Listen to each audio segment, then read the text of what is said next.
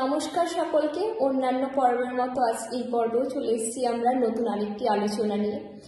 গত পর্বগুলিতে আমরা আলোচনা করেছিলাম বিএনএস অর্থাৎ ভারতীয় ন্যায় সংহিতাতে অফেন্সেস আগেইনস্ট বডি এবং সেক্সুয়াল অফেন্সেসের ক্ষেত্রে কি কি চেঞ্জেস এসছে। একইভাবে আমরা এই পর্বে আলোচনা করব অফেন্সেস আগেইনস্ট প্রপার্টিতে কি কি চেঞ্জেস এসছে। একইভাবে অন্যান্য দিনের মতো আজকেও আমাদের সাথে উপস্থিত রয়েছেন প্রফেসর তথা legal adviser Pritam Banerjee sir. স্যারকে অনেক নমস্কার। নমস্কার।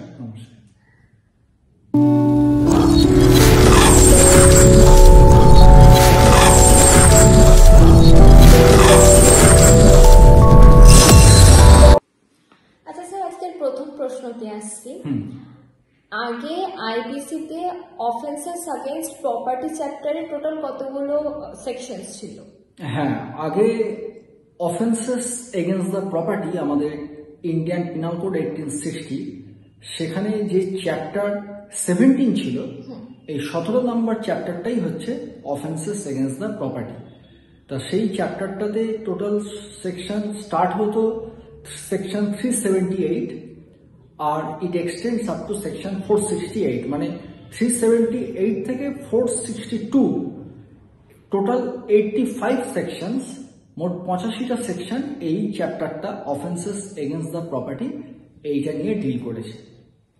আচ্ছা, এখন স্যার বিএনএস এ কতগুলো সেকশনস আছে? হ্যাঁ, বিএনএস এ অর্থাৎ ভারতীয় ন্যায় সংহিতা 2023 তাতে ওই offences against the property chapter 17 আছে একই, কিন্তু সেকশনে অনেক পরিবর্তন হয়েছে। যেমন সেকশন এখন স্টার্ট হচ্ছে সেকশন 303 থেকে, আর এটা আছে সেকশন 334, অর্থাৎ টোটাল 32টা সেকশন আছে। অর্থাৎ যেটা আগে ইন্ডিয়ান পিনাল কোডে এই চ্যাপ্টারের ওপর ছিল মোট 85 সেকশনস, সেটা বর্তমানে এই নতুন আইনে টোটাল সেকশন কমে গিয়ে দাঁড়ালো 32।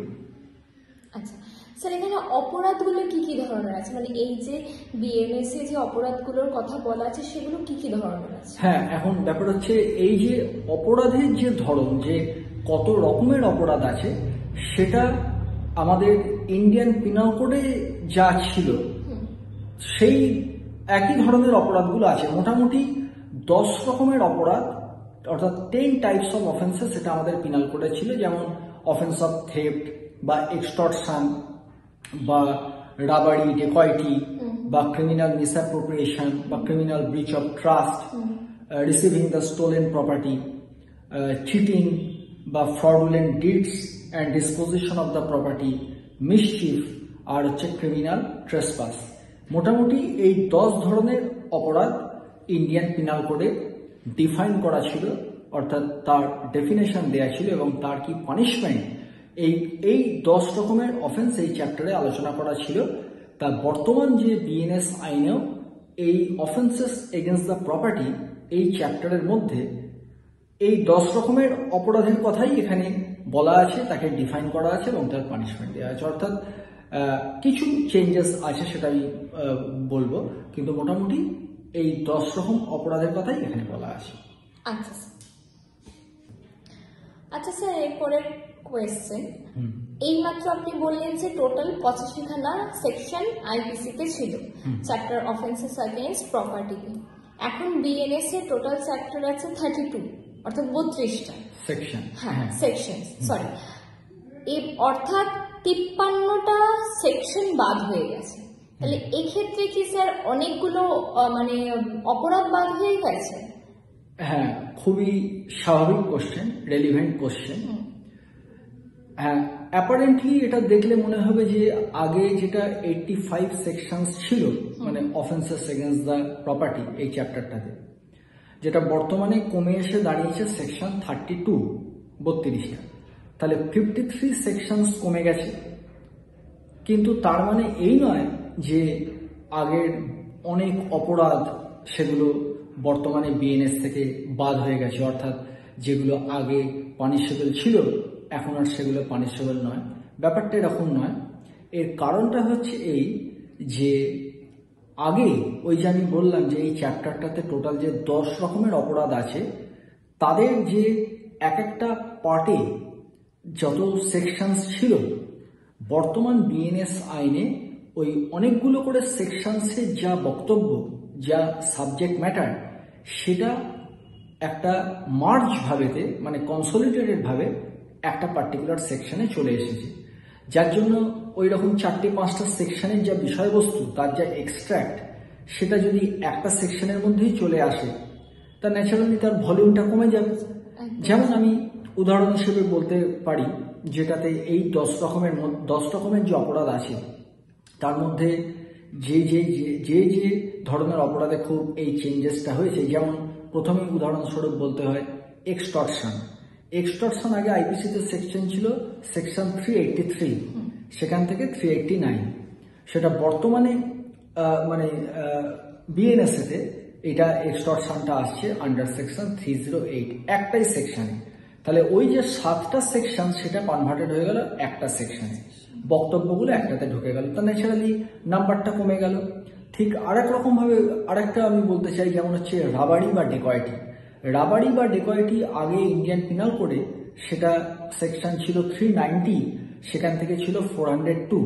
ইট deals with the robbery and dacoity. BNS আইনে সেটা পরিবর্তন হয়েছে এখন 309 সেকশন থেকে 313, অর্থাৎ আগে যেটা ছিল 13টা সেকশন 13, সেটা বর্তমানে হয়ে গেছে 5। আবার একটা এক্সাম্পল আরেকটা দিচ্ছি, যেমন ক্রিমিনাল ট্রেসপাস। আগে ছিল সেকশন 441 থেকে 462, মানে 22 সেকশনস, এখন সেটা কমে হয়েছে 6টা সেকশন, 329 থেকে 334। তাহলে সেটা 22(6) পরিণত হলো। এইভাবে কমাতে অনেকটা পরিমাণ ভলিউম কমে গেছে। আলটিমেটলি হেল্পটা তাহলে আমাদেরই হয়েছে। হ্যাঁ, স্টুডেন্টদের পক্ষে ভালো। সেটাই। আচ্ছা স্যার, এরপর যে আরেকটা কোয়েশ্চেন আসছে, এই অফেন্সেস অ্যাগেইনস্ট প্রপার্টিতে নতুন কি কি ধরনের সেকশনস ইনক্লুড হয়েছে? মানে নতুন কি ধরনের অপরাধ হ্যাঁ। এরকম ঢুকেছে, তা এখানে প্রধানত আমি দুটো অপরাধের কথা বা দুটো সেকশনের কথা উল্লেখ করব, যেটা এই offences relating to the property, এটাতে একটা নতুন ধরনের কনসেপ্ট, যেটা আগে আইপিসিতে ছিল না। তার মধ্যে প্রথমটা হচ্ছে সেকশন 304 অফ বিএনএস 2023, অর্থাৎ ভারতীয় ন্যায় সংহিতা সেকশন 304-তে বলা আছে স্ন্যাচিং। আগে আমাদের যেটা থেফট ছিল 378 অফ ইন্ডিয়ান পিনাল কোড, যেখানে বলেছে যে whoever means intending to take dishonestly any property from out of possession of any person moves that property in order to such taking is said to commit theft, অর্থাৎ কাউকে না বলে যদি পরের জিনিস কেউ নিয়ে নেয়, সেটা হচ্ছে চুরি। তাই এখানে একটা নতুন কনসেপ্ট অ্যাড করেছে সেকশন 304-এ, সেটা হচ্ছে স্ন্যাচিং। মানে থেফট তো আছেই, আর স্ন্যাচিং এ বলছে যে whoever means by force or grabs or seizes any property of any person, any movable property, either seizes or takes away, means snatch, মানে ছিনতাই যেটাকে বলে, নিয়ে চলে গেল, মানে ছিনতাই করে দিল, মানে একটা জোর করে একটা তার বলপূর্বক নিয়ে দিল। এই যে ব্যাপারটা, যে তখন সেইটাকে বলা হচ্ছে স্ন্যাচিং। তবে পানিশমেন্টের দিক দিয়ে আগে যেটা অর্ডিনারি থেফট, যেটা 379-এ যেটা পানিশমেন্ট ছিল 3 ইয়ার্স, এখানে স্ন্যাচিং এর ক্ষেত্রেও কিন্তু পানিশমেন্টটা 3 ইয়ার্সই থাকছে। আর আরেকটি পরিবর্তন হয়েছে সেকেন্ড, সেটা হচ্ছে relating to the offence of mischief. Mischief মানে যদি কারো প্রপার্টি কেউ নষ্ট করে দেয়, সেই ব্যাপারটাকে বলছে মিসচিফ। তা সেটা এখন যে বর্তমান সেকশন হচ্ছে 324 সাবসেকশন 3, সেখানে একটা নতুন প্রভিশন ঢুকেছে এই সেকশনটা, যেটা আগে পিনাল কোডের মধ্যে ছিল না। এটা হচ্ছে যে মিসচিফ আগেও পানিশেবল ছিল, অর্থাৎ কারোর প্রপার্টি যদি কেউ নষ্ট করে দেয়, অর্থাৎ somebody causes some wrongful loss or damage of property of any person, that is called mischief.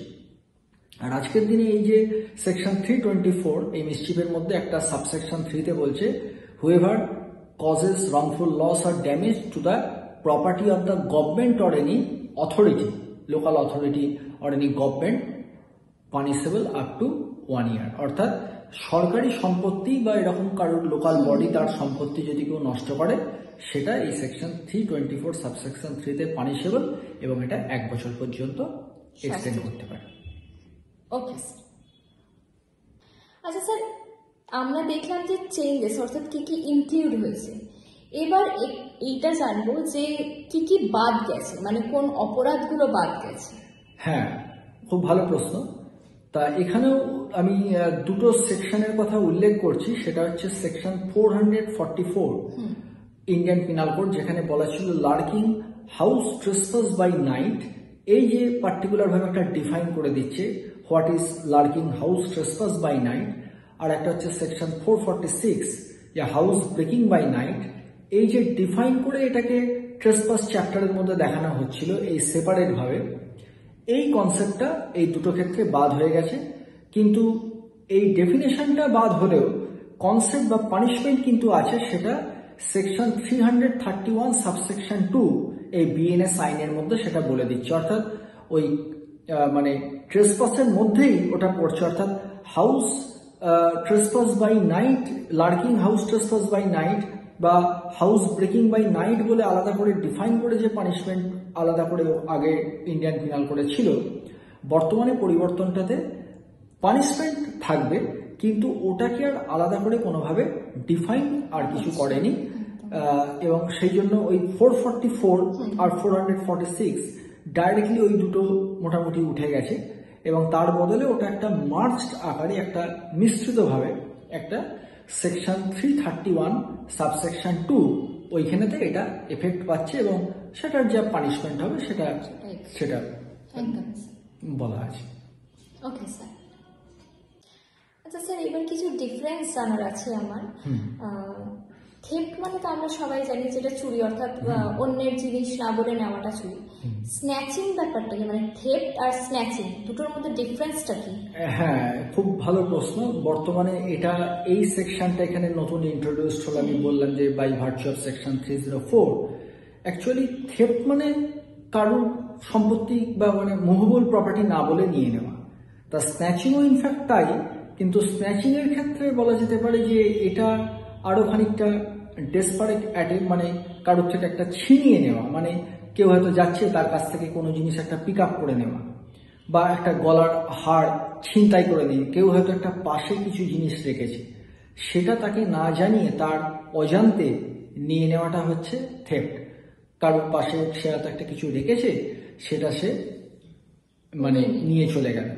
আর স্ন্যাচিংটা হচ্ছে দেখা গেল কেউ হয়তো একটা মোবাইল বা হয়তো একটা পার্টস সে নিয়ে যাচ্ছে, বা হাতে তার একটা ব্যাগ আছে, সেটাকে কেড়ে নিল, এইটা হয়ে যাচ্ছে স্ন্যাচিং।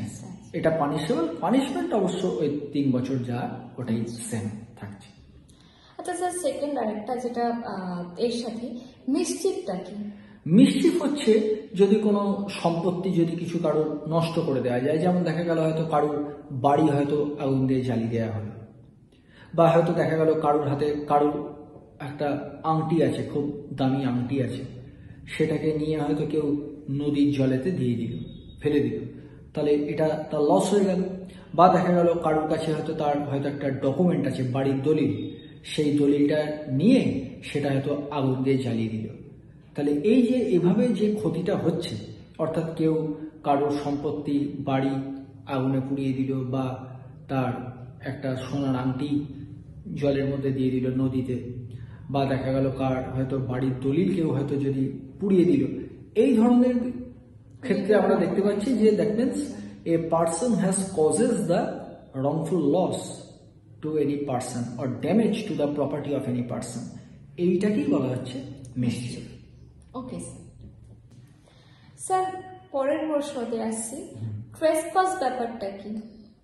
ট্রেসপাস অর্থাৎ হচ্ছে যে যদি কোনো ব্যক্তি মানে without seeking permission of the owner of any plot of land, if he enters into his premises unlawfully, অর্থাৎ পরের জায়গাতে বিনা অনুমতিতে প্রবেশ করা হচ্ছে, ফর এনি wrongful intention, অর্থাৎ intention to commit any offense or something else, either it may be to means entry has taken to insult him or to create any annoyance, any type of cow একটা জায়গার মধ্যে প্রবেশ করা হচ্ছে কোনো একটা অসৎ উদ্দেশ্যে, বা তাকে ডিস্টার্ব করার জন্য, বা তাকে হয়তো অপমান করার জন্য, এগুলো সব ট্রেসপাস এর মধ্যে পড়তে পারে।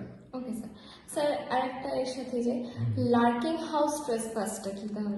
লার্কিং হাউস ট্রেসপাস এটার মানেটা হচ্ছে যে দেখা গেল কেউ অন্যের জায়গার মধ্যে প্রবেশ করেছে, এবং শুধু প্রবেশ করা নয়, সে এই চেষ্টাও করছে কি যদি তাকে কেউ বাধা দেয় সেই জায়গার মধ্যে প্রবেশ করতে, তাহলে তাকে যাতে সে দেখতে না পায়, অর্থাৎ সে নিজেকে গোপন করে রাখছে, অর্থাৎ যাতে সে কারোর নজরে না আসতে পারে। অর্থাৎ শুধুমাত্র প্রবেশ করছে তাই নয়, এমনভাবে সে প্রবেশ করছে যাতে তাকে কেউ আইডেন্টিফাই করতে না পারে বা যাতে তাকে কেউ দেখতে না পারে। এবং দেখা গেল যে সেখানে হয়তো কোনো সিকিউরিটি গার্ড রয়েছে, তো সেই সিকিউরিটি গার্ড যদি দেখে যে কোনো একটা ব্যক্তি বিনা অনুমতিতে সেখানে প্রবেশ করছে, তাহলে সে তাকে ওখান থেকে বার করে দিতে পারে। কিন্তু সে ওই দারোয়ানের বা সিকিউরিটি গার্ডের নজর এড়িয়ে সেখানে প্রবেশ করার চেষ্টা করছে কোনো একটা অসৎ উদ্দেশ্যে। এই ব্যাপারটাকেই বলা হচ্ছে ওই মানে lurking the house trespass. Okay sir, তাহলে আজকে লাস্ট প্রশ্নে আসছি। আমরা জানতে পারলাম ট্রেসপাস, হাউস লার্কিং, ট্রেসপাস। তাহলে হাউস ব্রেকিং অর্থাৎ কি, মানে অর্থাৎ এই হাউস ব্রেকিংটার মানে কি? হ্যাঁ, হাউস ব্রেকিং অর্থাৎ দেখা গেল যে সিম্পল ট্রেসপাসের ক্ষেত্রে হচ্ছে কি কোনো একজন লোক যখন বাড়ির মধ্যে প্রবেশ করছে, দেখা গেল তার যে মেন যে দরজা, মেন এন্ট্রান্স দিয়ে সে প্রবেশ করছে। কিন্তু হাউস ব্রেকিং এর ক্ষেত্রে প্রধানত দেখা গেল সে হয়তো শীত কেটে প্রবেশ করছে, অর্থাৎ মাটির নিচ দিয়ে খুঁড়ে হয়তো ভেতরে গিয়ে প্রবেশ করলো, বা দেখা গেল কারুর বাড়িতে প্রবেশ করার জন্য, কারুর ঘরের মধ্যে প্রবেশ করার জন্য সে একটা তালা ভাঙলো, ভেঙে তার মধ্যে প্রবেশ করলো, বা পাঁচিল টপকে সেখানে প্রবেশ করলো। অর্থাৎ এই রকম ভাবে যে মানে একটা অসৎ ভাবে উপায় অবলম্বন করে সে একটা যে তার বাড়িতে প্রবেশ করছে, তখন সেটাকে বলা হচ্ছে হাউস ব্রেকিং। এইটা। অনেক ধন্যবাদ স্যারকে আমাদের সাথে থাকার জন্য এবং গুরুত্বপূর্ণ ইনফরমেশনগুলি আবারও শেয়ার করার জন্য এবং এত সুন্দর করে বোঝানোর জন্য। ঠিক একইভাবে আমরা পরবর্তী পর্বে আবারও আলোচনা করব বিএনএস সংক্রান্ত যে আইনগুলি চেঞ্জেস হয়েছে সেক্ষেত্রে নিয়ে, এবং তার সাথে আজকের এই অফেন্সেস এগেইনস্ট প্রপার্টিতে এত সুন্দর করে একটা ধারণা দিয়ে বোঝানোর জন্য স্যারকে আবারও অনেক ধন্যবাদ। ঠিক পরবর্তী পর্বে আবার দেখা হবে আপনাদের সঙ্গে এরকমই গুরুত্বপূর্ণ আলোচনা নিয়ে। ততক্ষণের জন্য নমস্কার স্যারকেও ধন্যবাদ। নমস্কার, দেখা হচ্ছে পরবর্তী পর্বে।